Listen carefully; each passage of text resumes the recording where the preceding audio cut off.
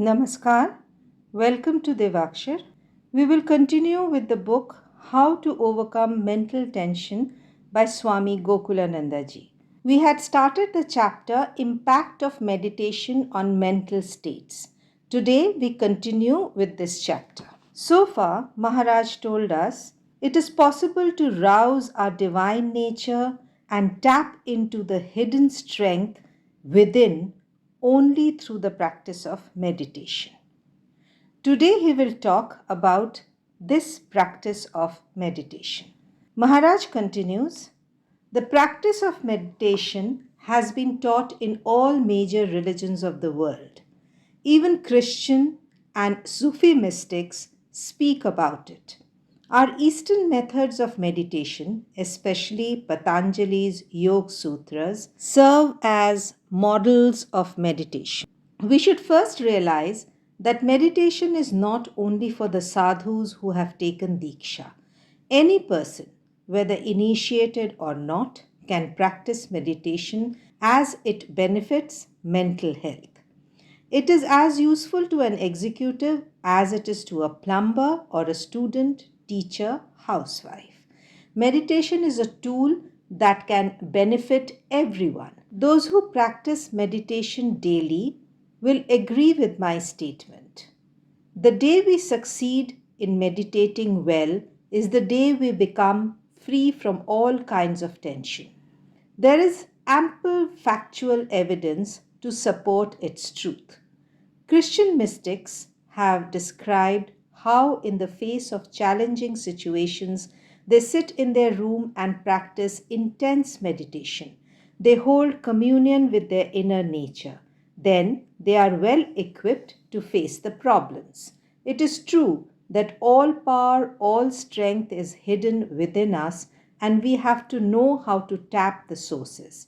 If we live on the surface without diving deep and meet provocations in this mental frame, we will often be upset. But if we are firmly established in the glory of the Atman, we can meet any situation without getting ruffled. Therefore, meditation is absolutely essential. To learn and practice meditation, we have to take the help of a teacher. Swami Vivekananda said in his lectures on Raja Yoga that a person who practices the technique outlined by him is sure to benefit since it is a proven method. He has given many hints in that lecture about how to practice meditation. Learning this from a competent teacher helps to avoid mistakes, overcome pitfalls, and ultimately be self reliant to make the journey alone. A guru gives us instructions on how to get mental peace by meditating, but it is no use just listening to such teaching. No benefit comes unless we practice what we are taught. To strengthen our mental makeup, we must therefore practice meditation in all seriousness as it helps to correct our innocuous attitudes towards life and the world. As was already mentioned, meditation is an ongoing process of self discovery and self integration. Through meditation, we discover the reality in us and then lead an integrated life. Our energies are collected and channeled in a positive direction instead of being fretted away in many useless directions. Meditation helps to quieten the racing mind and give us the right attitude to seek our true self. In guided meditation, we are taught to focus our attention on the sanctuary of the heart, imagining the presence of our beloved deity there. If we are to take the method of Gyanis, we follow the path of discrimination. Then we are told to focus on the inner self. The consciousness of the presence of the inner reality in us calms our minds, soothes our nerves, and brings a feeling of immense inner peace. Regular meditation enables us to get rid of negative influences. Sometimes we are weighed down by negative thoughts, brood about wrong things, and indulge in weakening ideas. To transform them into positive paths, the only method is to practice meditation. In the history of meditation, we are told about the stages which lead to the final concentration. Patanjali's Yoga speaks about pratyahar, dharana, dhyan, and finally samadhi.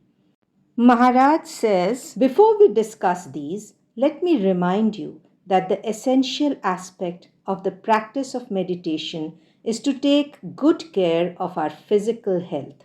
If we have a weak constitution, we may fail in meditation.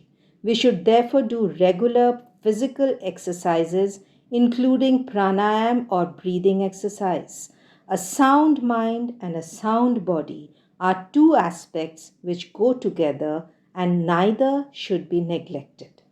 Let us now see what Swami Vivekananda has to say about controlling the mind. Before we can hope to be successful in meditation, we should be aware of the restless nature of the mind. While speaking in the West, Swamiji spoke of the restless mind by comparing it to a monkey. Then, under the influence of an intoxicant such as wine, it becomes more wild. When stung by a scorpion, it becomes almost impossible to control the monkey. Such is the nature of our minds. Swamiji repeated again and again the difficulties of controlling such a mind. He used metaphors to describe the stages of increasing restlessness in the monkey.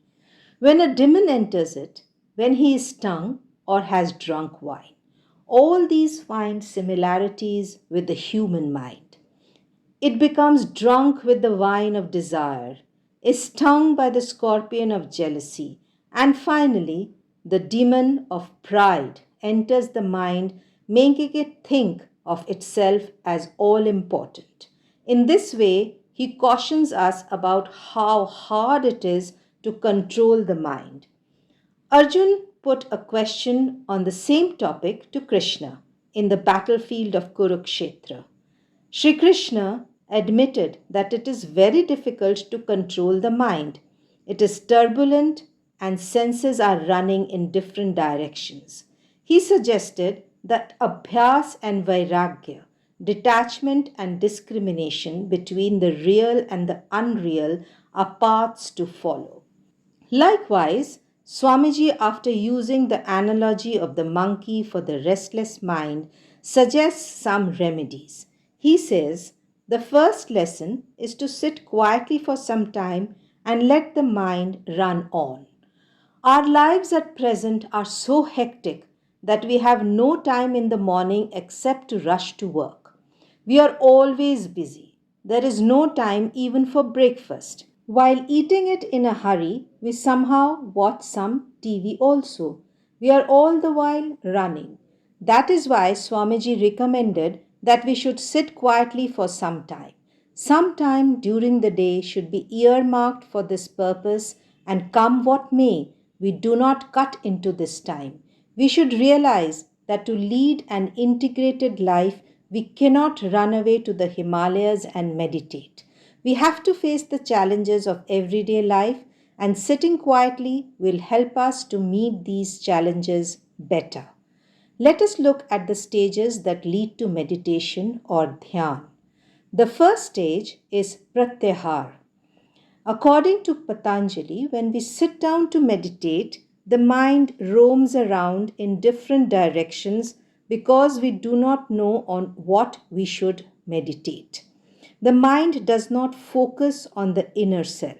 At this juncture, we should wait and watch the mind as it jumps in different directions. This is called pratyahar, a stage which acts as a witness of what is happening within. Therefore, the first stage is to draw up a routine to spend 10 to 15 minutes in introspection and then begin attempting meditation.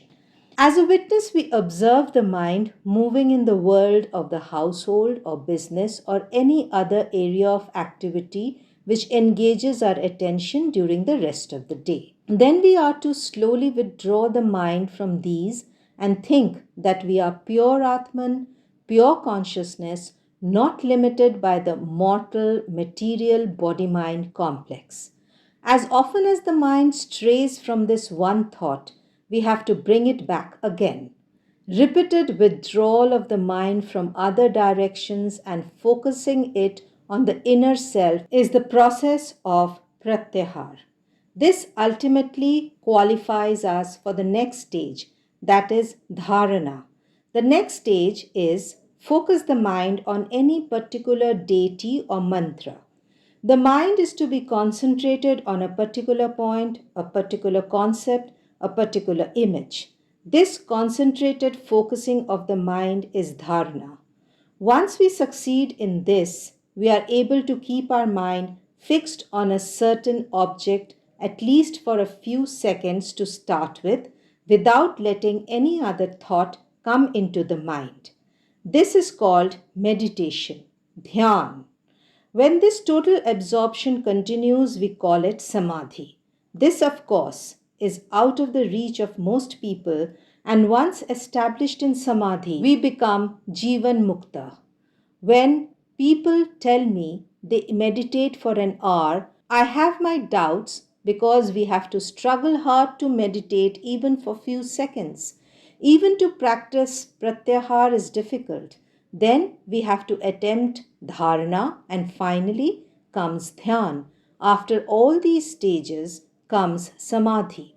We have to keep in mind again Patanjali's categorization. He speaks of 8 stages of Ashtang Yoga before we can attempt the 3 stages mentioned above with regard to Dhyan. These are Yama, sense control, that is to possess Ahimsa, Satya, Brahmacharya, Astha, Aparigraha, Niyam. To cultivate good habits such as Shauch, that is cleanliness, Santosh, that is contentment, Tapas, that is a certain amount of austerity, Shraddha, that is respect for the scriptures, Panidhyan, resignation to God. Then comes the asanas, or particular postures, pranayam, patterns of breathing, which teaches us to inhale pure vibrations and exhale all that we think is bad in us. This helps to withdraw the mind from the world and is followed by dharana, dhyan, and samadhi. At this stage, one loses oneself in the object of meditation.